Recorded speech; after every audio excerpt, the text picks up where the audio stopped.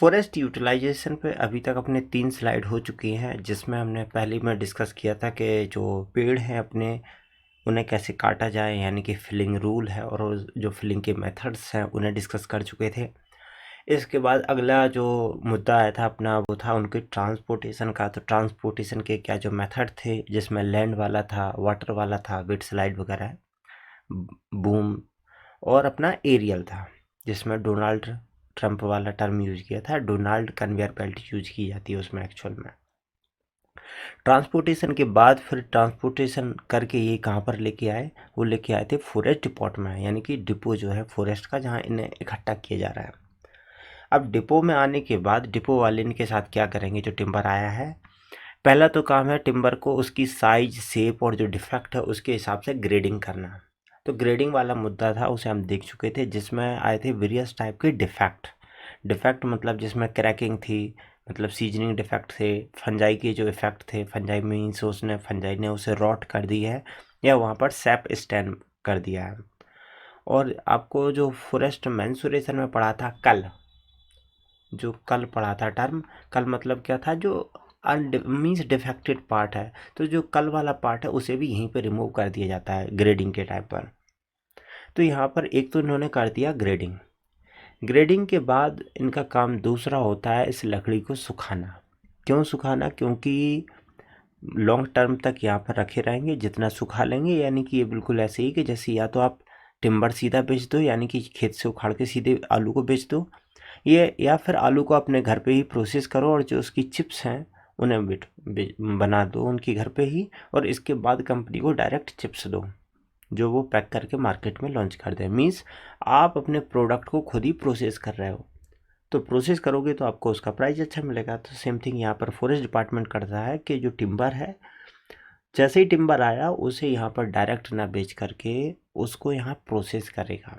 क्योंकि इंडस्ट्री की बात की जाए तो बहुत सारे जो छोटी इंडस्ट्री वाले हैं वो प्रोसेस का पैसा दे देते हैं, क्योंकि उनके पास इतनी फैसिलिटी नहीं होती कि वो टिम्बर को खुद प्रोसेस कर पाएँ या इसकी सुखा पाएँ इसे सही तरीके से। तो जो अपना ग्रेडिंग थी, ग्रेडिंग के बाद फॉरेस्ट डिपो वाले, दूसरा उनका काम होता है लकड़ी को सुखाना, यानी कि सीजनिंग करना। तो लकड़ी से जो मॉइस्चर निकालने के तरीके थे, जिसमें एक था एरियल सीजनिंग, जिसमें 2 सब पार्ट आए थे, हॉरिजॉन्टल और वर्टिकल सीजनिंग। दूसरा था क्लिन, मतलब ज़बरदस्ती उसे हीट दे करके। तीसरा था साल्ट सीजनिंग और चौथा था केमिकल सीजनिंग। तो इस टाइप से सीजनिंग का तो काम हो गया। अब वहाँ पर एक पार्ट बचा था, वो था ये जो लकड़ी है इसको पेंट देना, मतलब ऊपर से पेंटिंग करना। इसके पीछे रीज़न यही होता है, या फिर आप इस लकड़ी के अंदर कुछ केमिकल इम्प्रेग करना चाहते हो, अंदर भर देना चाहते हो, जिससे कि इस लकड़ी पे, अभी तो चलो सुखा दिया, सुखाया किस लिए, जिससे कि इस पर इंसेक्ट पेस्ट वगैरह का भी अटैक रुक जाए, और बकाया की जो फिजिकल प्रॉपर्टी में स्टेबिलिटी है वो तो होगी होगी, लेकिन एक कहीं ना कहीं पर्पज अपना था, इंसेक्ट पेस्ट का जो अटैक्स है हो रहे हैं उनको रोका जाए।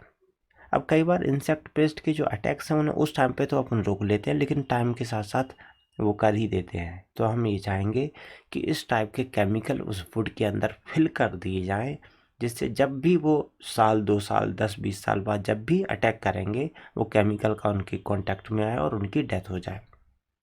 या फिर हम वुड को और स्टेबल करना चाहते हैं, खासकर सपोज आप लकड़ी कहाँ यूज करना चाहते हो, शिपिंग इंडस्ट्री में, तो शिपिंग के लिए आप उसे कुछ टाइप के ट्रीटमेंट दोगे, तो इस टाइप की जो पेंटिंग वगैरह यूज़ करना है उस मुद्दे पे अपन डिस्कस करेंगे। तो यहाँ पर अपना जो टॉपिक आएगा वो है वुड प्रिजर्वेशन का या प्रिजर्वेटिव का। तो सबसे पहले तो ये समझते हैं कि आखिर वुड प्रिजर्व होता क्या है, यानी कि ऐसी पेंटिंग, जैसे अपने घर में बोला कि आप पेंटिंग लगा देते हो, आपके पास जो भी वुड का घर में प्रोडक्ट होगा कोई भी बिल्कुल नेचुरल नहीं होगा, आपने उसकी जो आउटर कवर है उस पर कुछ ना कुछ पेंट कर रखा होगा। तो ये जो बाहर से आप पेंटिंग कर देते हो, जो केमिकल को पेंट कर देते हो, वो क्यों करते हो? क्योंकि आप चाहते हो कि लकड़ी सालों साल चलती रहे, मीन्स उसका एक तो ड्यूरेबिलिटी जो है उसको बढ़ाने के लिए आप उस पर पेंटिंग कर देते हो। दूसरा क्या है कि फंजाई, इंसेक्ट वगैरह जो अटैक हैं ये ना हो पाए, इसलिए आप कर देते हो। तो ये अपने बेसिक पर्पज होते हैं कि आप वुड प्रिजर्वेटिव क्यों यूज करते हो उस पर जो पेंटिंग कर रहे हो। कई बार इसके जो कि आप क्यों चाहते हैं, इसी मुद्दे पे क्वेश्चन आ जाते हैं कि आप क्या है कि लाइफ स्पान बढ़ा रहा है, उसकी वर्क एबिलिटी यानी कि लकड़ी की जो वर्किंग एबिलिटी है, एफिशिएंसी है, उसे इम्प्रूव करना चाहते हो। और ये अगर ख़राब नहीं होगी तो आपको जो लकड़ी है उसे फ्रिक्वेंट रिप्लेस नहीं करना पड़ेगा।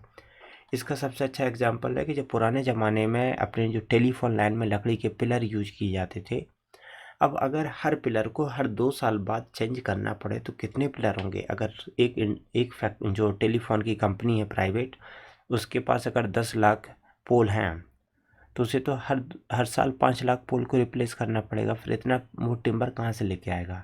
तो इस टाइप से वो इस टाइप के प्रिजर्वेटिव यूज़ करेगा कि इस पर रॉटिंग वगैरह ना हो, जिससे वो बचाया जा सके, तो उसका कॉस्ट बचेगा, फ़ायदा बढ़ेगा उसका।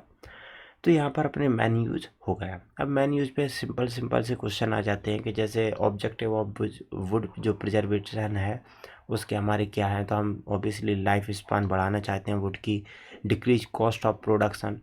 देखो, लकड़ी के प्रोडक्शन का कॉस्ट नहीं है, उसका तो जो होगा वो होगा ही होगा, बट अगर हम अदर कॉस्ट को ले सकते हैं तो वो डिक्रीज हो सकती है। जैसे कि लकड़ी को कोई आप प्रोडक्शन कॉस्ट किसकी बात की ले रहे हो, जैसे आपको गेट है, गेट का प्रोडक्शन कॉस्ट यूजुअली तो प्रिजर्वेटिव लगाओगे तो बढ़ ही गया, क्योंकि एक सिंपल गेट दे दिया उसने डोर आपको, या दूसरा पेंट करके तो पेंटिंग के पैसे ले लेगा।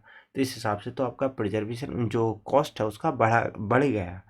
लेकिन लॉन्ग टाइम में देखोगे अगर आपने सिंपल ले लिया तो 10 साल चला, और पेंटिंग करके आपके 20 साल लगा, तो कॉस्ट जो है वो थोड़ा एवरेज ईयर वाइज डिस्ट्रीब्यूट करोगे तो कम हो जाएगा। यहाँ पर एक्चुअल में क्वेश्चन वो चीज़ सेंस नहीं है इसका। अब क्या देना चाहते हैं, क्वेश्चन गलत, थोड़ा सही से कंपाइल नहीं किया गया। थर्ड है avoid frequent replacement of would. तो ये अब अपने पास 2 हैं तो अपने पास सीधा है अपने तीसरे के पास चले जाएंगे, ये डी ऑप्शन के साथ चले जाएंगे यहाँ पर। अब यहाँ पर अपना एक आता है कि आखिर ठीक है, जो भी वुड प्रिजर्वेटिव जो हम यूज़ कर रहे हैं, जो जैसे हम वार्निश यूज करते हैं, एशियन पेंट लेके आते हैं, तो ऐसी क्या प्रॉपर्टी होनी चाहिए इन पेंटिंग मटेरियल्स में जो हमें एक आइडियल बनाते हो। मतलब जो पेंटिंग मटेरियल है, एक अच्छा पेंटिंग मटेरियल कैसा होना चाहिए। तो उसका एक सबसे सीधा सी बात है कि आपको पहला तो पेंटिंग मटेरियल सस्ता हो और आप जितना चाहो उतना आप मार्केट से ख़रीद सको, मतलब प्लेंटी में अवेलेबल हो और सस्ता पड़ता हो। दूसरी बात, ये वो insect, fungi, paste, marine organism, मतलब जितने भी टाइप के इंसेक्ट हैं जो हमारी लकड़ी को हार्मफुल हैं, उनको तो नष्ट करते हो, उनके लिए टॉक्सिक हो, हाईली टॉक्सिक हो। लेकिन इसका मतलब ये नहीं कि उनके लिए हो तो ये हमारे लिए भी हो। हाँ, उनके लिए बहुत दर वाले टॉक्सिक होना चाहिए, लेकिन हमारे लिए इको फ्रेंडली हो। इको फ्रेंडली, ये देखो, इको फ्रेंडली का यहाँ सेंस एक अलग होता है। इको फ्रेंडली का मतलब कि जो इको सिस्टम के साथ फ्रेंडली हो। तो हाँ, हम हमारा पर्पज ये होगा कि जो इंसेक्ट हमें हार्म पहुंचा रहा है केवल उनके लिए टॉक्सिक हो, बकाया कि जिनका हमसे कोई लेना देना नहीं है, जिनका लकड़ी से कोई लेना देना नहीं है, उन्हें क्यों मारे ये केमिकल। तो इस टाइप से हमारे जो केमिकल है वो एक टाइप से इको फ्रेंडली भी हो और हमारे लिए कम पॉइजनस या हमारे लिए पॉइजनस ही ना हो। जबकि पॉइजनस किसके लिए हो, वो उन ऑर्गेनिज्म के लिए जो लकड़ी पे अटैक कर रहा है। तीसरा है, इसकी जो परमानेंसी है वो बहुत ज़्यादा हो। मतलब क्या होता है कि आपने देखा होगा कि कुछ केमिकल्स हैं जो टाइम के साथ ख़राब हो जाते हैं। तो यहाँ पर जो केमिकल्स हैं वो ऐसे हों कि अगर आपने उन्हें लगा दिया और वो अगले 15-20 साल तक तो कम से कम बचे रहें। ऐसा ना हो कि वो 2 साल बाद ही उनके केमिकल जो है, केमिकल जो स्ट्रक्चर है, सपोज आपने जो केमिकल देखा होगा जैसे कार्बन की चैन चल रही है और ये हाइड्रोजन जुड़े हुए हैं, तो ऐसा ना हो कि ये कुछ टाइम बाद ये ब्रेक्स हो जाए। तो इसमें परमानेंसी हो जिससे इसका जो इफ़ेक्ट है वो सालों साल चलता रहे। और जब इस केमिकल को आप लकड़ी के अंदर इम्प्रैग करें, मतलब लकड़ी के अंदर फिल करें, तो जब लकड़ी के अंदर आप फिल करेंगे तो ये आसानी से इम्प्रैग हो जाए, कोई दिक्कत ना हो। इसके साथ एक और है कि ये जो है पेंटिंग जो है ये वॉलेटाइल नहीं होनी चाहिए। इसको आप ऐसे समझ लो कि जब आप एशियन पेंटिंग की घर पे पेंट करते हो या आपके घर में डिस्टेम्पर पोता जाता है दीवारों पे, तो उसमें स्टार्टिंग में आपको स्मेल आती है 2-3 दिन या सपोज 1 वीक तक आ गई। उस टाइम पे क्यों, क्योंकि उसमें कुछ वॉलेटाइल केमिकल यूज किए जाते हैं जिससे कि वो फिक्स हो जाए उसकी लिक्विडिटी को, नहीं तो वो सॉल्यूशन फॉर्म में नहीं रहेगा पेंटिंग। बाद में जो पेंटिंग होता है जब उसके वो टॉक्सिक वो जो वॉलेटाइल है वो निकल जाते हैं, इसके बाद का जो कंटेंट एक्चुअल वाला पार्ट जब बचता है तो वो नॉन वॉलेटाइल होता है, वो उड़ता नहीं है। मतलब 7-8 दिन के बाद फिर आपको जो पेंटिंग की जो स्मेल है, केमिकल की जो स्मेल है वो नहीं आती है। तो यहाँ पर अपने जो केमिकल है वो भी वॉलेटाइल नहीं होना चाहिए। ठीक है, यहाँ पर कि इनएक्टिव आफ्टर सम ईयर, मतलब ऐसा भी नहीं हो कि वो कंटिन्यू है, तो अपनी ये परमानेंसी में डिस्कस कर चुके हैं। और इसके बाद एक बात और है कि ये जो केमिकल है, देखो लकड़ी तो पहले से ही बहुत जल्दी आग पकड़ लेती है, तो ऐसा भी ना हो कि आपने लकड़ी मैंने कर दी, वैसे तो वो लकड़ी माचिस छुपा दोगे आप तो लकड़ी जल्दी आग नहीं पकड़ती है, पतली पकड़ लेगी लेकिन मोटी नहीं पकड़ती है। तो पता पड़ा कि आपने उसके अंदर इम्प्रेक में ऐसा कुछ पेट्रोलियम जैसा भर दिया, लकड़ी की तीली जैसी गई, वो आग लगा गई, मतलब जिस घर में लगा था वो वैसे बच भी जाते ही और मार डालेगी। और फिर लकड़ी में हम मेटल यूज करते हैं तो ये उनको कोरोड ना करता हो। तो ये है कुछ वुड की प्रिजर्वेटिव की जो प्रॉपर्टीज़ हैं कि हमें एक आइडियल कैसा प्रिजर्वेटिव चाहिए। अब इस पे भी क्वेश्चन आते रहते हैं कि एक वुड प्रिजर्वेटिव शुड हैव क्या होना चाहिए, हाई पेनिट्रेशन, बात सही है। टॉक्सिक होना चाहिए बिल्कुल। हमारे लिए ये नहीं बोला इसने कि हमारे लिए, उनके लिए तो टॉक्सिक तो होना चाहिए लेकिन हार्मफुल के लिए, और ये इको फ्रेंडली भी हो। तो इसका आंसर अपना डी आ जाएगा। ये SRB नेट का क्वेश्चन है। अब यहाँ पर प्रिजर्वेटिव की बात की जाए तो प्रिजर्वेटिव अपने यहाँ 3 टाइप के मिलते हैं। एक वो टाइप है जो ऑयल टाइप है, दूसरा है वाटर टाइप, और तीसरा ऑर्गेनिक सॉल्वेंट टाइप। अब इनके पहले मुद्दा समझते हैं कि आखिर ये चीज़ें होती क्या है। जैसा मैंने आपके यहाँ बोला कि डिस्टेम्पर है या एशियन पेंट है, जब आप उसे लगाते हो तो कुछ दिन तक वो स्मेल देती है। उसके पीछे रीज़न ये है कि ये चीज़ें जो पेंटिंग मटेरियल है, यानी कि जो एलिमेंट हैं, जो तत्व है जो पेंटिंग का यानी कि कलरिंग का काम करते हैं, ये जो केमिकल हैं अगर ये सॉलिड है तो फिर आप इन्हें दीवार पे लगाओगे कैसे। तो इनके साथ कुछ अदर केमिकल होंगे जो इन्हें जोड़ने का काम करेंगे, फेविकॉल जैसा, ठीक है। लेकिन इसके बाद भी इसमें लिक्विडिटी नहीं होगी, ये लगभग सेमी सॉलिड जैसी स्ट्रक्चर होगी, और इस सेमी सॉलिड को दीवार पे लगाना आसान काम नहीं है। तो आप क्या करोगे, इसमें कुछ इस टाइप का मटेरियल ऐड करोगे जो इसमें जाने के बाद इससे लिक्विडिफाई में, लिक्विड में कन्वर्ट कर दे, किसमें, लिक्विड में। और जब तक ये मटेरियल इसके अंदर रहे तब तक ये लिक्विड में रहे, और जैसे ये मटेरियल उड़ जाए ये वापस सॉलिड स्टेज में आ जाए। समझ में आ गया। तो ये जो सॉलिड स्टेज में, मतलब इसे सेमी सॉलिड या लिक्विड से सॉलिड स्टेज में आने में केवल इस केमिकल का ही फर्क है। तो केमिकल एक टाइप से सॉल्वेंट का काम करता है, और यही सॉल्वेंट है ऑर्गेनिक सॉल्वेंट, किसमें, अपनी एशियन पेंट में। तो जब अपन कुछ लगा देते हैं तो ये ऑर्गेनिक जो है सॉल्वेंट जब ये उड़ जाता है तो अपनी जो एशियन पेंट है वो फिक्स हो जाती है। या फिर आपने देखा होगा कि हम घरों में जो टेबल चेयर पे जो पेंटिंग करते हैं तो वो स्टार्टिंग में 2-3 दिन लेती है सूखने में। वो सूख क्या रही होगी एक्चुअल में, उसमें जो ऑर्गेनिक जो सॉल्वेंट थे उस केमिकल के, उन्हें 2-3 दिन टाइम लग रहा है वहाँ उस पिगमेंट को छोड़ के रिलीज होने में एयर में। और एक बार वो रिलीज हो गए तो फिर ये परमानेंट हो जाती है। तो जो सॉल्वेंट है जो उसे घुल रहा है, जो केमिकल है उसको घुल रहा है, उसको 3 टाइप के हो सकते हैं। या तो अपना पानी वाला है, मतलब इसमें अपन जो एलिमेंट है, कलर है, जैसे कि अपन घरों में जैसे कि बैल के सींग रंगते हैं, दीवारों पे दीपावली के टाइम पे कलई पोत देते हैं, चूना पोतते हैं, तो वो क्या है, वाटर सॉल्युबल टाइप के, जिसमें पानी में घोला आपने कलर और पोत दिया। दूसरा है जो पानी में नहीं घुलते हैं, उन्हें ऑयल में घोलना पड़ता है, तो ये दूसरे हैं ऑयल टाइप के। और तीसरा है वो ऑर्गेनिक टाइप के। तो 3 टाइप के अपने सॉल्वेंट हैं। तो पहले देखेंगे हम ऑयल टाइप वालों को। ऑयल टाइप में जो ऑयल से ही निकलते हैं वो ऑयल टाइप के, इसमें सबसे पहला तो आता है क्रियोसॉट, ये क्रियोसॉट, और दूसरा है कोल टार। ये पहले तो समझते हैं क्रियोसॉट है क्या।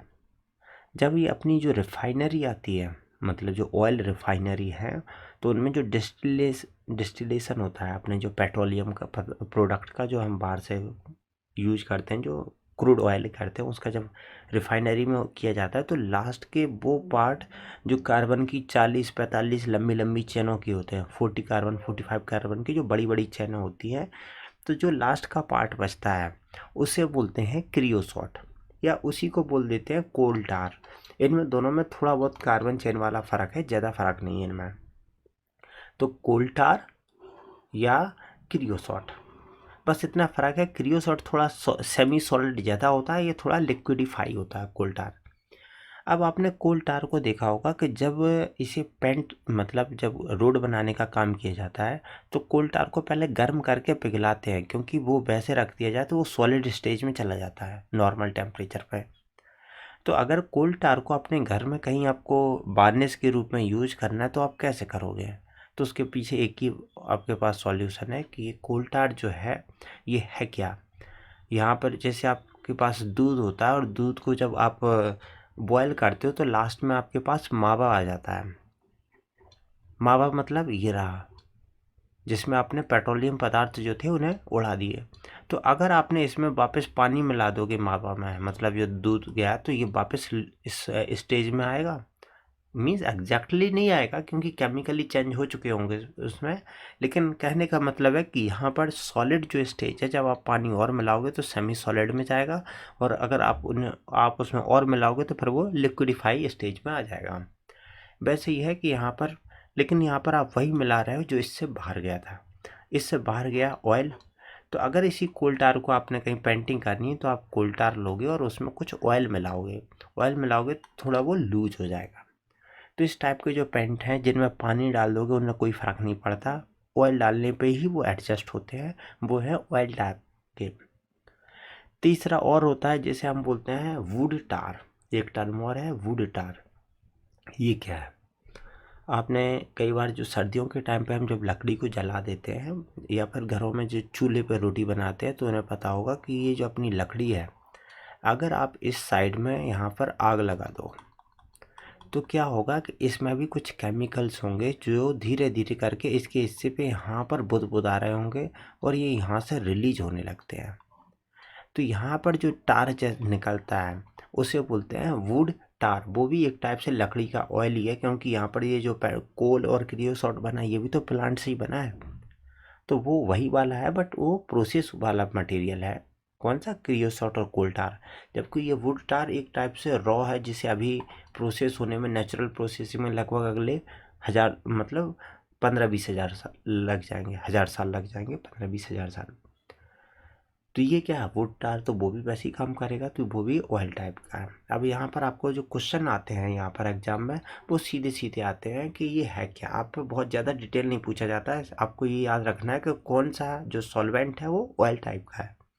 तो यहाँ पर ऑयल टाइप में क्या मिला? एक तो आपको कोल टार मिल गया, दूसरा क्रियोसॉट मिल गया, तीसरा वुड टार मिल गया, और अपना आंसर आ गया डी। दूसरा है जो है वाटर सॉल्युबल, यानी कि water soluble preservative. Water soluble के जो नाम हैं उनमें एक आता है कॉपर सल्फेट, दूसरा आता है जिंक क्लोराइड, तीसरा है मरकरी क्लोराइड।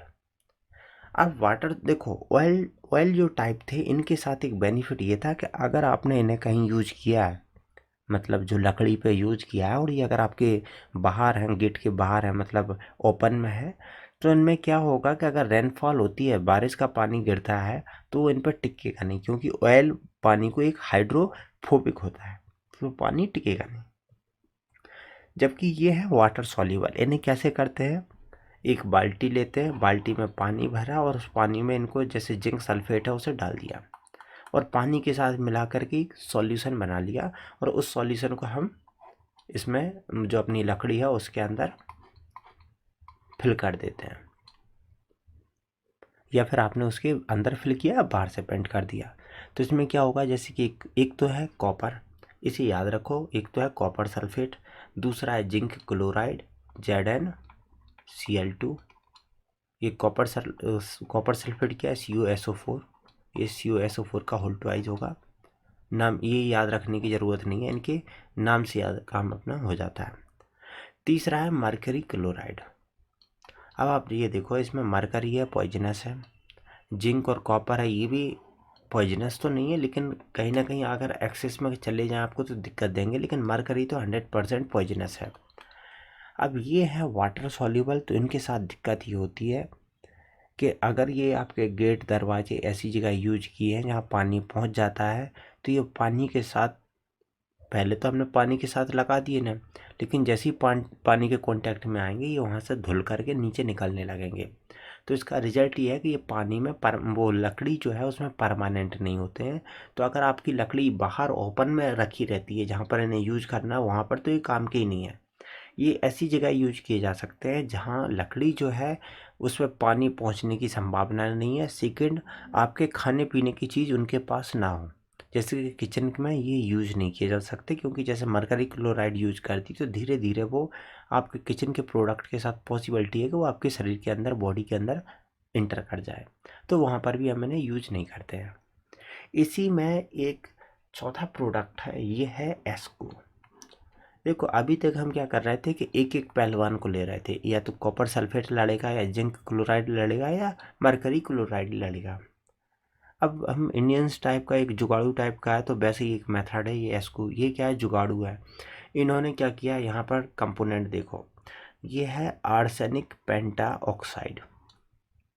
एक तो केमिकल ले लिया आर्सेनिक, दूसरा ले लिया कॉपर सल्फेट के हाइड्रेटेड कॉपर सल्फेट। हाँ ये कॉपर है, सी कोबाल्ट होता है, ये Cu होगा। ये है कॉपर सल्फेट हाइड्रेटेड। तीसरा यहाँ पर इन्होंने ले लिया, या तो नाइट्रोजन होगा या पोटेशियम का क्रोमेट होगा, यानी कि पोटेशियम डाइक्रोमेट या सोडियम डाइक्रोमेट। तो यहाँ पर 3 केमिकल लिए और उनका रेशियो लिया 1:3:4। आपको ये एस को जितना भी अच्छी तरह से याद रखो, पहले तो याद रखो कि एस को वाटर सॉल्युबल है। दूसरा क्वेश्चन आएगा कि एसक्यू में क्या क्या होता है, तो आपके पास याद होना चाहिए कि एक तो आर्सेनिक है, दूसरा कॉपर है, और तीसरा पोटेशियम या सोडियम, कुछ इनमें से है, वो भी उनका क्रोमेट है।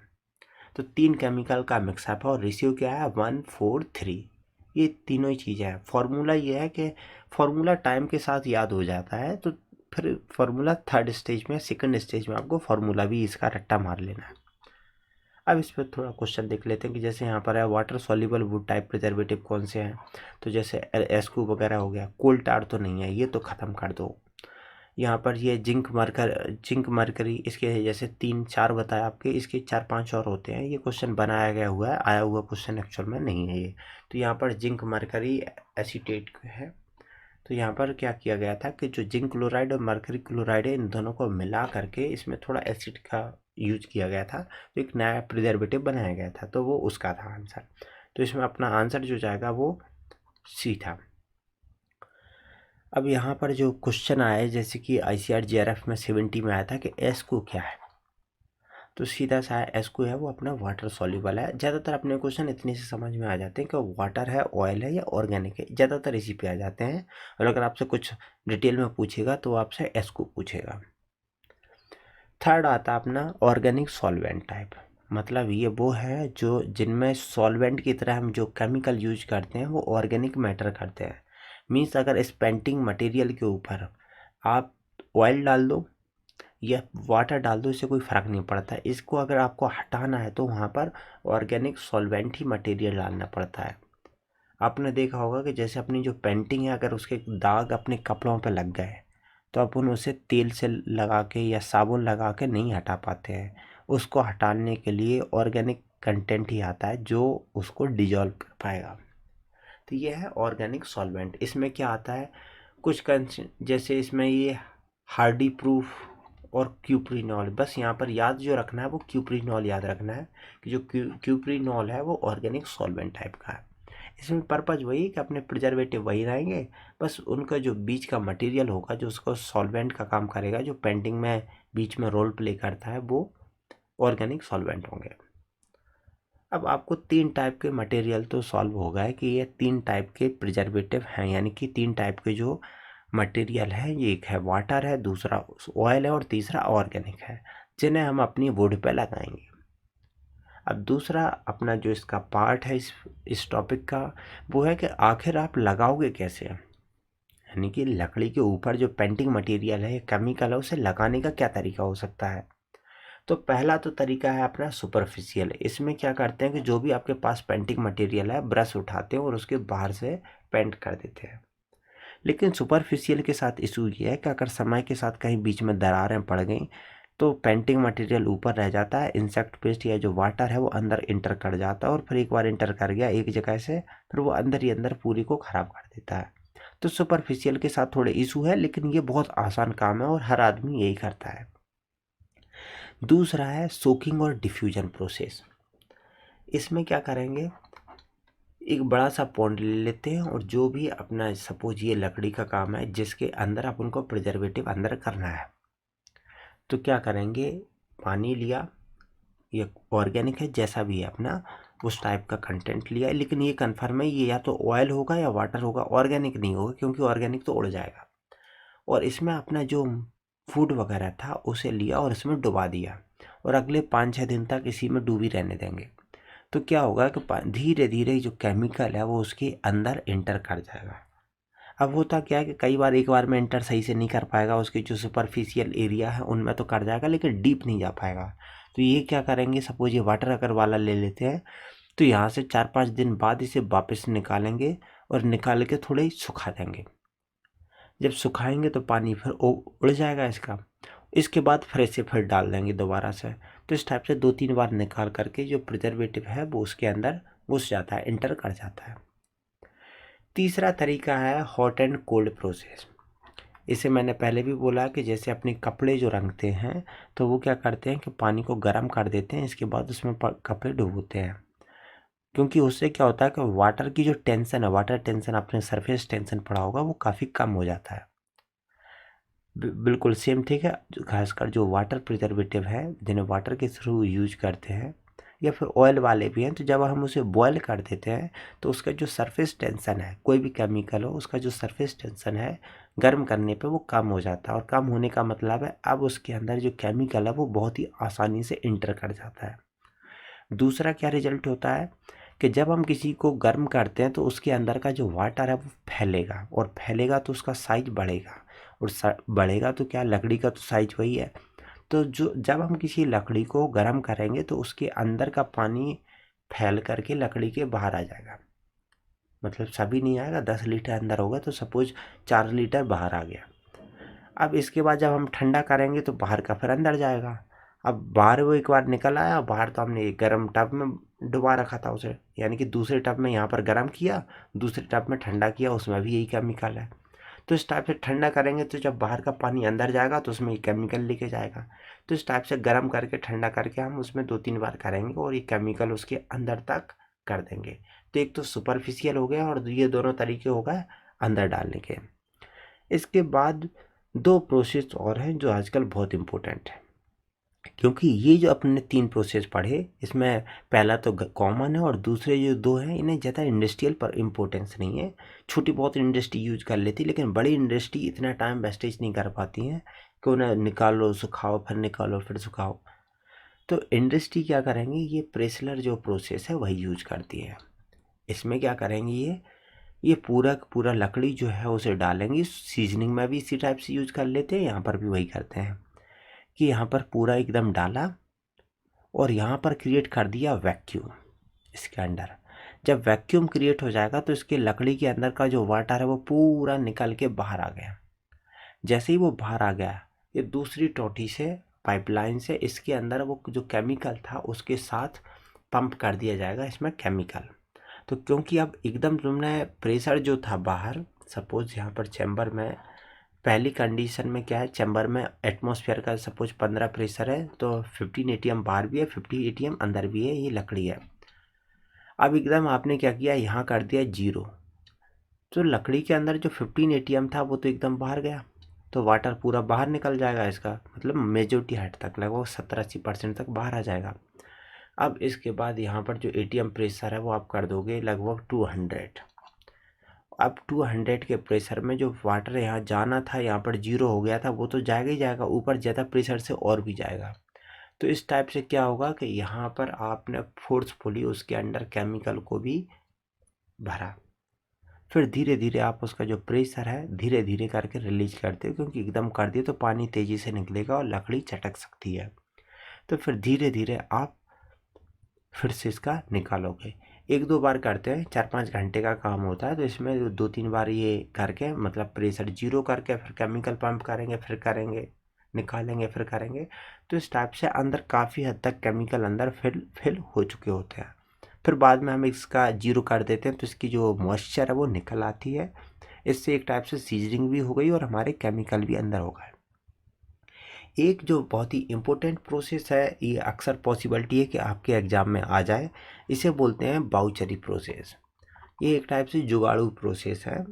बाउचरी किस में करते हैं, जैसे अपने बम्बू वगैरह है या ऐसी लकड़ी जिसमें जो नोड वगैरह हैं या फाइबर जो है वो बिल्कुल स्ट्रेट में है, मतलब फाइबर बिल्कुल सीधे होने चाहिए और ज़्यादा गांठें ना हो।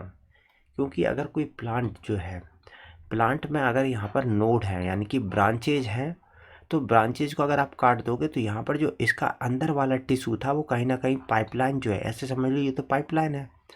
और अगर इस पाइपलाइन में यहाँ गांठ थी तो ये पाइपलाइन में यहाँ जॉइंट था, तो ये पाइपलाइन अगर पेड़ काट दिया तो ये पाइपलाइन यहाँ ओपन है, ये भी यहाँ ओपन है। तो आप ऐसी कोशिश करोगे कि ऐसे पेड़ हों जिनमें ये पाइपलाइन की जो साइड ब्रांचेज है, मतलब ये है, ये या तो बहुत छोटी छोटी हो या हो ही ना। तो जो बाउचरी प्रोसेस है उसमें क्या करते हैं कि हम बम्बू को लेते हैं, जैसे एक बम्बू का ये जो कलम है सीधे स्ट्रेट होता है, सीधे स्ट्रेट फाइबर है। इसमें क्या करेंगे कि एक तरफ हम रखेंगे सिलेंडर जिसमें अपन ने भर लिया केमिकल जो प्रिजर्वेटिव है, और यहाँ टोटी से इसे यहाँ पर एक बांध दिया सिस्टम, और इससे यहाँ पर कर देते हैं और हाई प्रेशर से यहाँ पर जो केमिकल है उसे पंप कर देते हैं। तो क्योंकि यहाँ पर इतना हाई प्रेशर किया जाता है कि ये पानी धीरे धीरे जो केमिकल है वो इसमें सीधा मूव करने लगता है, और जब तक ये केमिकल लास्ट में ना टपकने लगे उधर, वो भी अच्छा खासा जब तक ना टपकने लगे तब तक हम इधर से फिल करते ही रहते हैं, करते ही रहते हैं। तो ये केमिकल क्या करेगा, हवा हवा मतलब केमिकल भी प्रेशर में है, हवा भी साथ में है, तो इस टाइप से ये क्या करेगा कि इसकी पूरी की पूरी जो वाटर थी, मेजर पार्ट जो वाटर था उसे हटा देगा और उसमें ये पूरा का पूरा केमिकल जो था वो भर देगा। अब मैंने आपसे नोड का क्यों बोला था कि अगर नोड होंगी तो वहाँ से करने लगता है लीकेज वगैरह, तो अगर कम नोड होंगी तो लीकेज के चांसेस कम है। तो यहाँ पर अपना जो प्रिजर्वेटिव को उसके अंदर इंटर करने का जो प्रोसेस है वो थोड़ा आसान हो जाती है। तो बाउचरी प्रोसेस अदर जो प्रीवियस वाले थे, मतलब ये तो इंडस्ट्री कर लेंगे लेकिन हर छोटी मोटी इंडस्ट्री तो नहीं कर पाएगी, जो अपने नुक्कड़ पे कोई दुकान है तो वो करेगा बाउचरी प्रोसेस। बाउचरी प्रोसेस, ये जो दोनों प्रोसेस हैं, हॉट एंड कोल्ड वाली है या सोकिंग एंड डिफ्यूजन है, इसके कंपेयर में काफ़ी सस्ती पड़ती है, क्योंकि एक सिलेंडर का पैसा है जो 1500 2000 के आसपास आ जाता है, और वो आसानी से कर लेता है, टाइम भी ज़्यादा नहीं लगता है, ऐसे 3-4 घंटे में सब कुछ फिनिश हो जाता है। तो बाउचरी प्रोसेस काफ़ी ज़्यादा यूज की जाती है। अब यहाँ पर एक क्वेश्चन देख लेते हैं कि non pressure method of application preservative, कि ऐसा कौन सा मेथड है जो प्रेशर यूज नहीं करता है प्रिजर्वेटिव को उसमें अप्लाई करने में। अब यहाँ पर जैसे कि सैप डिस्प्लेसमेंट मेथड, तो ये अपना क्या होगा, ये जो अपना बाउचरी है, बाउचरी प्रोसेस, ये क्या है, एक टाइप से सैप डिस्प्लेसमेंट मेथड है।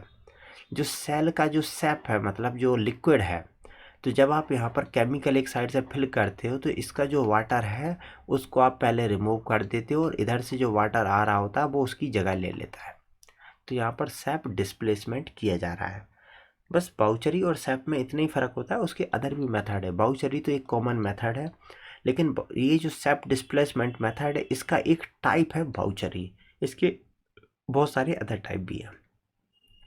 तो दूसरा है अपना सैप डिस्प्लेसमेंट मेथड। ये मोमेंटरी ट्रिप प्रोसेस जो है उसमें जो लॉग है उसको मूव कर देते हैं, और मीन्स जो सेंट्रीफ्यूगल आपने प्रोसेस पढ़ा होगा उसके थ्रू हम उसके वाटर को रिमूव कर देंगे और फिर एक साइड से उसमें केमिकल भर देंगे। तो इस टाइप से यहाँ पर जो तीनों की तीनों प्रोसेस हैं, अब यहाँ पर ये था, इसमें यूज किया जाता है, इसमें यूज किया जाता है, लेकिन मोमेंटरी ट्रिप मेथड में कोई प्रेशर वाला मुद्दा नहीं है, तो इसलिए इसमें इसका आंसर जाएगा अपना ए। अब अपना अगला चैप्टर आता है वो है composite would and improved would. यहाँ पर इस पार्ट में दो हैं, पहले कंपोजिट वुड को डिस्कस करेंगे, इसके बाद इम्प्रोवाइज को कर लेंगे। कंपोजिट वुड के बारे में बात की जाए तो आपने देखा होगा कि जब हम लकड़ी को अपनी जो 100 मिल्स हैं, लकड़ी के काटने वाली जगह वहाँ पर लेके जाते हैं, तो मिलिंग में जब इन्हें काटते हैं तो लगभग 4 टाइप के प्रोडक्ट अपन को मिल जाते हैं। इसमें एक तो अपने जो मैन फट्टे वाले हैं, क्योंकि ये तो अपने कॉमर्शियल बहुत ज़्यादा इंपॉर्टेंस है, डिमांड ज़्यादा होती है, इनके प्राइस भी अच्छे मिल जाते हैं। लेकिन साइड में जो जैसे ये जो छोटे वाले पार्ट हैं, यहाँ से जो वुड निकलती है, इसका इम्पोर्टेंस कम है लेकिन यूज कर लेते हैं। इसके साथ में दो चीज़ें और मिलती है, एक तो मिलता है वुड स्क्रैप और चौथा मिलते हैं जो फाइबर वाले छिसल जो है बचे हुए नीचे भूसा जैसा। अब क्योंकि आज के टाइम पे लोगों के पास पैसा आ रहा है, डिमांड तो बहुत बढ़ रही है, लेकिन जो टिम्बर की सप्लाई है वही पुराने जैसी है। तो हम कोशिश करते हैं कि ये जो वेस्टेज है उस वेस्टेज को भी कैसे भी करके रीयूज किया जाए, उसे बर्बाद ना किया जाए, उसे भी यूज किया जा सके। तो ये जो टॉपिक है इसका, ये पहला जो हाफ है कंपोजिट वुड, उसका पर्पज़ यही है कि इस टाइप के जो वुड वेस्टेज है इसको कैसे रीयूज किया जाए। तो सबसे पहले तो अपना जो आता टर्म वो है डेफिनेशन कंपोजिट वुड की। आखिर कंपोजिट वुड है क्या?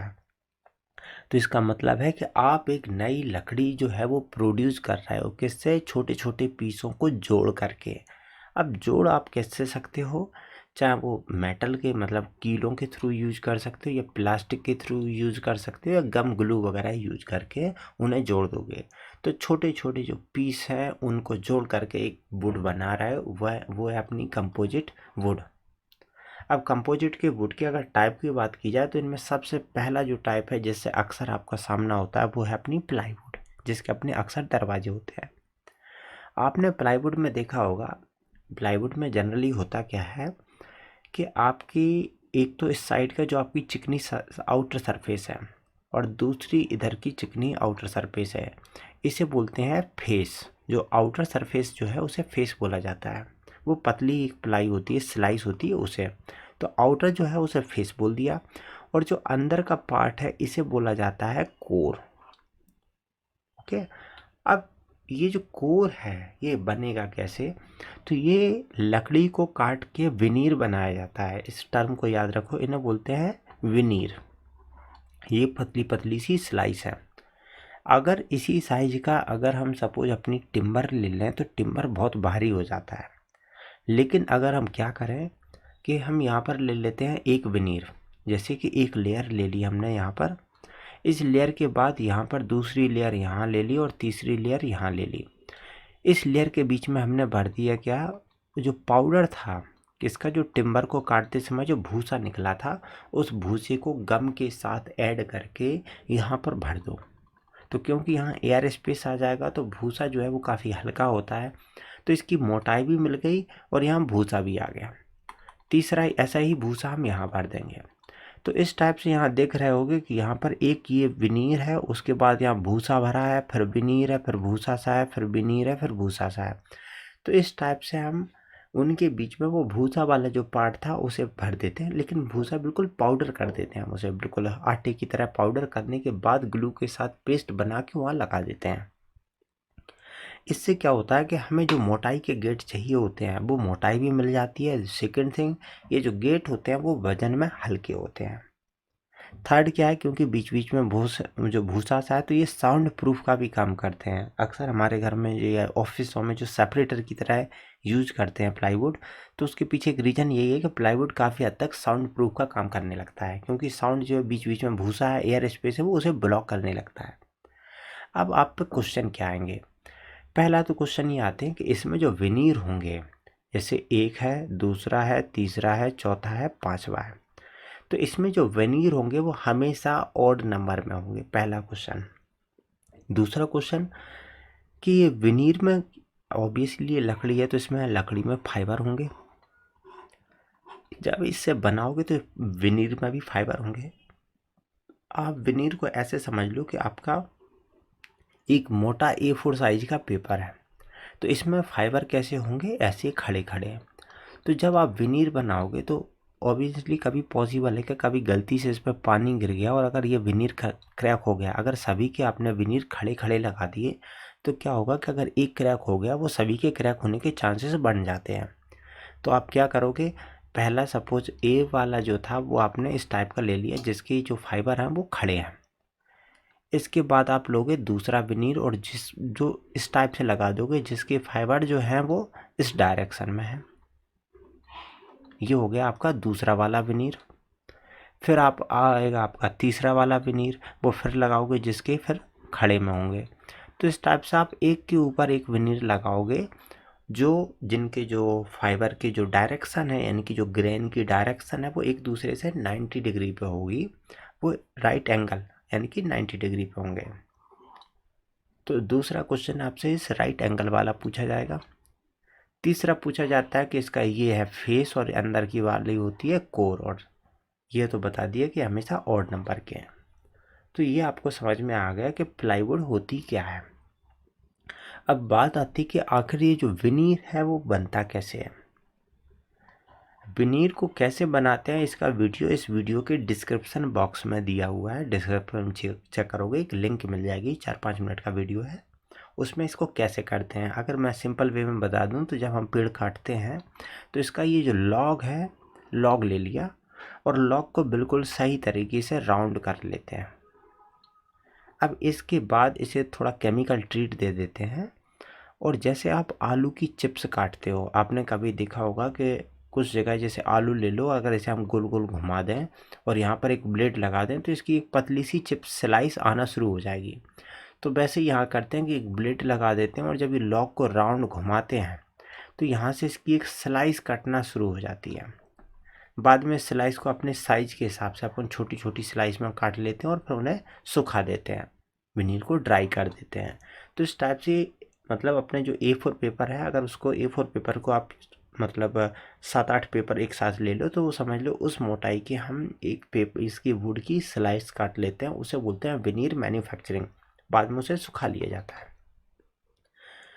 तो ये विनीर है जिनको बाद में जोड़ के अपन प्लाईवुड बनाते हैं।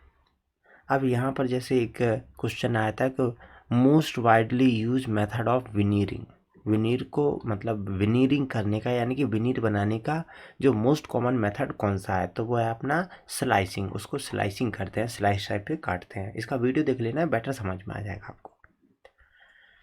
अब दूसरी वुड आती है, वो है अपनी लैमिनेटेड वुड। देखो विनीर में तो यूज वो है जहाँ अपने पास सीधे के सीधे विनीर को यूज करके अपन ने यहाँ प्लाईवुड कर लिया।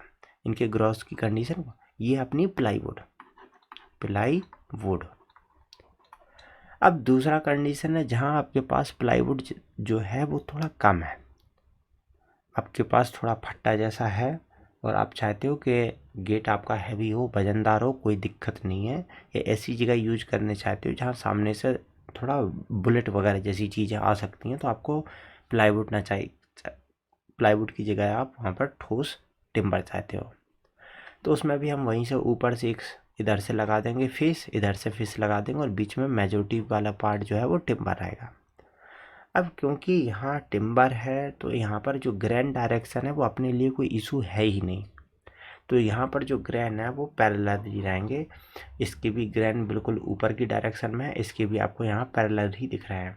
तो ग्रेन यहाँ पर पैरेलल होंगे जबकि प्लाईवुड में एक दूसरे से क्रॉस करेंगे 90 डिग्री पे। ये लैमिनेटेड वुड और आपका प्लाईवुड में डिफरेंस आसानी से समझ में आ गया होगा। जैसे यहाँ क्वेश्चन है ICR का, विनीर ऑफ प्लाईवुड अरेंज इन, तो किस में होंगे, सेम डायरेक्शन नहीं, अक्रॉस डायरेक्शन ऑफ ग्रेन, तो ये यही होंगे, रैंडमली ना होकर उन्हें 90 डिग्री पे रखा जाता है। ओके, अब आता है अपना अगला पार्ट। यहाँ पर अपन जनरली इसको या इसको यूज कर लेते हैं अपन इसमें जो अपना था लैमिनेटेड वुड में, और प्लाईवुड का तो अलग ही है, वो तो टिम्बर से बना लेते हैं। अब तीसरा अपने जो वुडन स्क्रैप और भूसा है इसका मुद्दा आ जाता है। तो जो अपने छोटे छोटे पार्ट थे वुडन स्क्रैप के, उनको यूज करते हैं हम कोर बोर्ड में। इसमें क्या करेंगे, ये जो लकड़ियां हैं इन्हें एक साथ मतलब साइज के हिसाब से अरेंज कर देते हैं, बाद में इन्हें ग्लू वगैरह से यहाँ पर जोड़ दिया और ये जोड़ के एक बेल्ट सा बना दिया।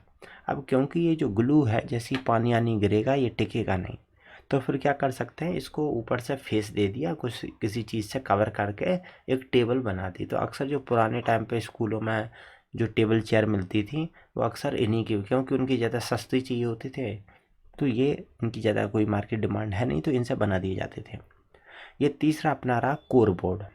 इनके बीच का जो डिफरेंस है उसे ध्यान रखना, क्योंकि इन्हीं में कन्फ्यूजन मारता है। अब चौथा आएगा अपना सैंडविच बोर्ड। आपने सैंडविच देखा है, सैंडविच का मतलब क्या होता है, जैसे कि एक ये स्लाइस है, एक दूसरा ये लेयर है, तीसरी ये लेयर है और बीच उसके बीच में कुछ भरा हुआ है। सैंडविच बोर्ड भी इसी टाइप के होते हैं। इसमें क्या है, जैसे आपके एक लेयर ये हो गई, दूसरी ये हो गई, इसमें अभी ये छोटे छोटे फट्टे हैं, उनको यूज करके इस टाइप से बना दिया जाता है। अब अपने लिए जो सबसे इम्पोर्टेंट है वो है फाइबर बोर्ड और पार्टिकल बोर्ड। पहले समझते हैं पार्टिकल बोर्ड होते क्या हैं। ये अपने पास जो स्ट्रॉ पड़ा था इसको लेके आएंगे, क्योंकि ये पार्टिकल ही एक टाइप से, इनको जो बड़े साइज के पार्टिकल है इनको लेंगे और इनमें भर देंगे, जो ग्लू है उसके साथ इन्हें मिक्स कर देंगे।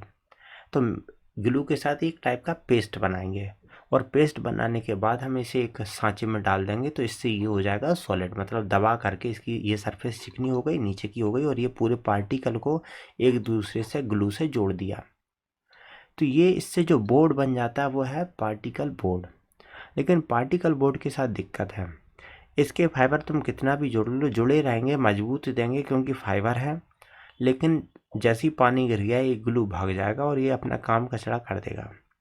तो इसके लिए फिर क्या करते हैं कि पार्टिकल बोर्ड को ऊपर से भी हम कवर कर देते हैं, जो फेस है, जो अपने विनीर थी तो एक लेयर विनीर के ऊपर डाल देंगे, दूसरी नीचे। अक्सर आपने देखा होगा कि जो यूपीएससी की क्लासेस कराते हैं तो जो चेयर डालते हैं, इन चेयर में ज़्यादातर ये अपने फाइबर बोर्ड की बोर्ड होते हैं, क्योंकि ये हल्के भी होते हैं और सबसे सस्ती यही पड़ते हैं।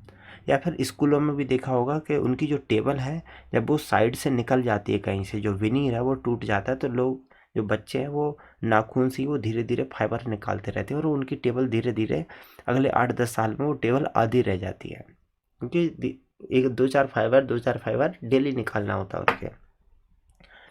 अब इसके बाद लास्ट है जो मोस्ट इम्पोर्टेंट है, वो है फाइबर बोर्ड।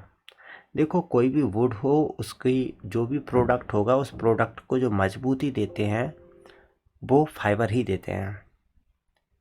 तो क्यों ना, अगर हमें ऐसी जगह जहाँ फाइबर यानी कि मजबूती की बहुत ज़्यादा ज़रूरत है वहाँ सीधे फाइबर ही यूज किया जाए, क्योंकि लकड़ी में तो और भी चीज़ें होती हैं, लिग्निन है वगैरह जो इतना काम नहीं कर रही हैं।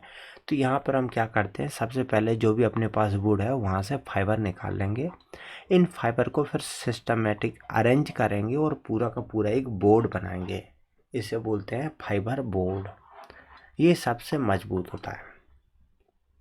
अब यहाँ पर आपको 6 चीज़ें टाइप की वुड्स पढ़ाई गई हैं, जिसमें एक है प्लाई बोर्ड है, दूसरा अपना लेमिनेटेड वुड है, कोर बोर्ड है, सैंडविच बोर्ड है, फाइबर बोर्ड है और पार्टिकल बोर्ड। इनमें कन्फ्यूजन नहीं होने का कि ये क्या कौन सी क्या है। अब यहाँ पर जैसे एक क्वेश्चन है कि व्हाट इज पार्टिकल बोर्ड, तो आपको समझ में आना चाहिए कि पार्टिकल बोर्ड क्या है। ये वाला इसका मिला करके आपने जो बनाया था ये अपना था पार्टिकल बोर्ड। तो इसके हिसाब से ये था, तो यहाँ पर ऑप्शन देख लोगे आप, तो बोर्ड या sheet constitute from fragment of wood और other lignocellulosic material bonded with organic binder with the help of heat and pressure. यहाँ पर बोल रहा है सीट बोर्ड या सीट ऑफ वुड, बस ठीक है, ये बात इसको एक्सप्लेन कर रहा है। दूसरा देखते हैं, board having core of light material face on both side with relatively thin layer having high strength property. तो कहीं ना कहीं ये भी बात कर रहा है और ये भी। अब यहाँ पर board having core of light material, ये बोल रहा है कोर तो है लाइट मटेरियल का और दोनों साइड पे उसके फेस हैं। अब क्योंकि यहाँ पर कोर लाइट मटेरियल क्लियर नहीं हो पा रहा उतना, जितना यहाँ पर board of seat constitute with fragment of would के जो फ्रैगमेंट है उनसे बना है, या अदर लिग्नोसेल्यूलोजिक मटेरियल से हो सकता है, जिसे हमने बाइंडर किया और हीट से प्रेशराइज कर दिया, हीट कोल्ड से। तो इसका आंसर जो है अपने पास दोनों ही आंसर सही लग रहा है, इसका ए और बी, लेकिन ए ज़्यादा बेटर लग रहा है इसका। रिमेनिंग और है इसी टाइप का देख लेना, ये केमिकल मॉडिफाइड है मतलब अलग ही है, और built up of core compound of strip of would various dimension. तो ये जो है वो अपने जो कंपोजिट वुड है, सैंडविच बोर्ड है, ये सैंडविच बोर्ड में आ गया, जो छोटे छोटे डायमेंशन की वुड से जब कोई बोर्ड बना दिया जाता है। अब अपना इस टॉपिक का लास्ट पार्ट है, वो है इम्प्रोवाइज्ड बोर्ड। ये भी काफ़ी इम्पोर्टेंट है। पहले आप मुद्दा समझते हैं कि आखिर ये होता क्या है। अगर आप जैसे कि हाई प्रेशर वाले, आपने देखा होगा ट्रक है जिनके पास ओवरलोड होता है, तो अगर ट्रक का जो बेस है वहाँ पर अगर आप ऐसी वुड यूज़ कर दोगे जो कॉमन वाली है, तो वो काम नहीं करेगी। आपको वहाँ ऐसी वुड चाहिए जो हाई प्रेशर को झेल सके। वैसे डिफेंस में भी बहुत सारी जगह ऐसी वुड यूज़ करनी होती है कि जो वुड तो हो लेकिन वो किसी स्पेसिफिक प्रॉपर्टी को ज़्यादा होल्ड कर सके, या तो वो ज़्यादा टेम्परेचर को होल्ड कर सके, या केमिकल को होल्ड कर सके, या फिर इस टाइप के प्रेशर को होल्ड कर सके। तो आपको जब ऐसी वुड नहीं मिलती है, क्योंकि ऐसी वुड कुछ सपोज वर्ल्ड में 2-4 पेड़ बनाते हैं और आपके यहाँ देश में नहीं उगते हैं, तो आप क्या करोगे, फिर आप आपके पास जो वुड है उसको उस टाइप से मॉडिफाइड करोगे। तो उसे क्या करोगे, आप इम्प्रूव करोगे, यानी कि उसको मॉडिफाइड करोगे। तो वुड को आप क्यों मॉडिफाइड करना चाहते हो, या तो आप उसकी जो स्ट्रेंथ है या उसकी जो डेंसिटी है उसे बढ़ाना चाहते हो, या उसकी जो डायमेंशनल स्टेबिलिटी है वो बढ़ाना चाहते हो। कैसे कि अगर आपने ट्रक में यूज़ कर दिया जहाँ पर हाई प्रेशर है तो ये रैप्चर कर जाएगी, तो आप उसकी स्टेबिलिटी बढ़ा रहे हो कि ये हाई प्रेशर को भी होल्ड कर पाए। या ससेप्टिबिलिटी अगेंस्ट एडवर्स वेदर, आप इसे इस टाइप से भी केमिकल ट्रीट करोगे कि उसे इम्प्रूव कर दोगे। मतलब इम्प्रूव का मतलब वो बढ़ गई, यानी कि वुड को मॉडिफाइड कर दी। तो अब जो पहले ये वुड पे जो एडवर्स वेदर थी उनकी इफेक्ट पड़ जाते थे, अब नहीं पड़ेगा इस पर। तो इस टाइप से इसे हमने थोड़ा और चेंज कर दिया, इसकी जो प्रॉपर्टी थी उसे इम्प्रूव कर दिया। तो ये है अपनी इम्प्रोवाइज्ड वुड या मॉडिफाइड वुड। अब इसके कुछ टाइप होंगे, यानी कि इसको किस टाइप से ट्रीट कर रहा है उसके बेस पे होगा। पहला होगी इम्प्रेग्नेटेड वुड। देखो, इम्प्रेग का मतलब होता है जब किसी के अंदर आप कुछ फिल कर रहे हो, इम्प्रैग कर रहे हो, इम्प्रेगनेशन। तो इम्प्रेग वुड में जब आप कुछ फिल करते हो तो उसका आपका पर्पज़ क्या है कि जैसे कोई लकड़ी है जो आप बोट वगैरह बनाने में यूज़ कर रहे हो, समुद्र वगैरह में यूज़ कर रहे हो, नाव बनाने में यूज़ कर रहे हो। अब क्योंकि लकड़ी है तो वो वाटर को एब्जर्व कर लेगी, तो आपको ऐसी चाहिए जो वाटर का उस पर फ़र्क ना पड़े। तो आप क्या करोगे कि जो वुड है उसमें वैक्स है या पैराफिन वैक्स है या ऑयल वगैरह है या रेजिन वगैरह है, तो इस टाइप के जो ऑयल टाइप की कंटेंट है उन्हें उस वुड के अंदर फोर्सफुली इम्प्रैक्ट कर देंगे। इसका रिजल्ट ये होगा कि इस लकड़ी को कितना भी आप पानी वाले जो प्रोडक्टिविटी जो यूटिलिटी हैं, पानी वाले जो टूल हैं उनमें कितना भी यूज़ करो ये ख़राब नहीं होंगे, क्योंकि अब ये वाटर को एब्जॉर्ब नहीं करते हैं। दूसरी वुड है जो है हीट स्टेबलाइज्ड वुड। अगर आप वुड ऐसी जगह यूज़ करते हो जहाँ लगभग 150-200 डिग्री सेल्सियस के आसपास टेम्परेचर पहुँच जाता है, और अगर वहाँ वुड को नॉर्मल वुड को यूज़ किया तो वो जल जाएगी। तो उस केस में हमें क्या करना पड़ेगा कि वुड को ऐसा मॉडिफाइड करना पड़ेगा कि वो हाई हीट को भी होल्ड कर सके। तो उसके लिए क्या करेंगे, एक लकड़ी ली और उसको जो मोल्टन मेटल है या फ्यूज साल्ट उसका उसकी सरफेस पे डाल दिया, और फिर उसे हम कुछ टेम्परेचर में से निकाल देते हैं। तो इससे क्या हुआ कि वो वुड को एक टाइप से तुमने कंट्रोल तरीके से उस लकड़ी की जो सरफेस थी उसको जला सा दिया। या बोले तो देखो, आग लगती है तब जब उसकी सेल जो है उनके अंदर एनर्जी हो। आपने जो उसकी आउटर पार्ट की जो एनर्जी थी उसे ये कहीं ना कहीं थोड़ा ख़त्म सा कर दिया। इस वजह से जब उसे अब हीट मिलेगी तो उसके जलने के चांसेस नहीं होंगे। तो ये हो गई अपनी हीट स्टेबलाइज वुड। तीसरी होती है कंप्रेस्ड वुड। देखो, आपको चाहिए होती है वुड हाई डेंसिटी की, लेकिन उस डेंसिटी की वुड नहीं मिल पा रही, तो फिर क्या करोगे, खासकर अपनी जो नेवी वगैरह में है उनमें चाहिए होती है। तो आप क्या करोगे कि एक बड़ा सा चैम्बर लोगे, उसके अंदर अपनी ये लकड़ी रख दोगे। अब यहाँ पर बढ़ाओगे प्रेशर। प्रेशर बढ़ाने पे जब एक लिमिट से ज़्यादा प्रेशर हो जाता है तो जो लकड़ी है, एक तो पहले तो अपना पानी आनी निकाल देगी, वाटर वगैरह, और इसके बाद इसका साइज जो है जब बहुत हाई प्रेशर पड़ जाता है तो इसका साइज रिड्यूस हो जाता है। अब वेट तो इसका वही रहा लेकिन साइज इसका कम हो गया, मतलब रिलेटिवली पानी वाला छोड़ दो तो वेट वही रहेगा लेकिन साइज इसका छोटा हो गया। मतलब क्या हो गई, ये कंप्रेस हो गई। कंप्रेस होने का मतलब है कि अब ये उस जगह में इसकी स्ट्रेंथ, अब जो स्ट्रेंथ यहाँ पर इस साइज में मिल रही थी वही स्ट्रेंथ अब छोटे साइज में मिल रही है। तो सेम स्ट्रेंथ अब कम एरिया में मिल रही है, तो हमें और इसकी डेंसिटी भी बढ़ गई, तो इसे बोलते हैं कंप्रेस्ड वुड। इसे भी कई जगह यूज किया जाता है, खासकर नेवी वगैरह में, डिफेंस में बहुत ज़्यादा यूज किया जाता है इसका। एक और है जिसे बोलते हैं कंप्रैग वुड। कंप्रैग का मतलब कंप्रेशन और इम्प्रेगनेशन दोनों ही है। ऐसी वुड है वहाँ पर वो दोनों ही कर देंगे। या फिर एक और है जिसे बोलते हैं केमिकली मॉडिफाइड वुड। जैसे कि अगर हम बैटरी सेपरेटर की बात की जाए, जो पुराने टाइम पे बैटरी यूज की जाती तो उनको बैटरी सेपरेटर लगते थे। या फिर आज के टाइम पे जो बहुत सारे जो इंडस्ट्रीज़ हैं जहाँ पर केमिकल्स को एक जगह से दूसरी जगह मूव किया जाता है, तो उनको भरने की जो सिलेंडर है उन्हें चारों तरफ से प्रोटेक्ट करने के लिए लकड़ी यूज की जाती है। या पुराने ज़माने में जब ये स्टील के जो बर्तन हैं, मीन्स जो अपने ट्यूब हैं जिनमें अपन केमिकल को एक जगह से दूसरी जगह लेके जाते हैं, वो नहीं हुआ करते थे, तो उस टाइम पे अपन लकड़ी की जो बर्तन है उन्हीं में सेल में लेके जाते थे। तो जो लकड़ी की वेसल्स थी उनको भी हमें कहीं ना कहीं मॉडिफाइड करना पड़ता था, जिससे उसके अंदर रखा केमिकल से वो रिएक्ट ना करें और उसे बर्बाद ना करें। तो इस टाइप से हमें उन लकड़ियों में को उनको केमिकली मॉडिफाइड करना पड़ता था, तो इसे हम बोलते हैं केमिकली मॉडिफाइड वुड। अब यहाँ पर जो अपना इम्प्रोवाइज्ड वुड है या मॉडिफाइड वुड है, वो वाला पार्ट हो गया ख़त्म।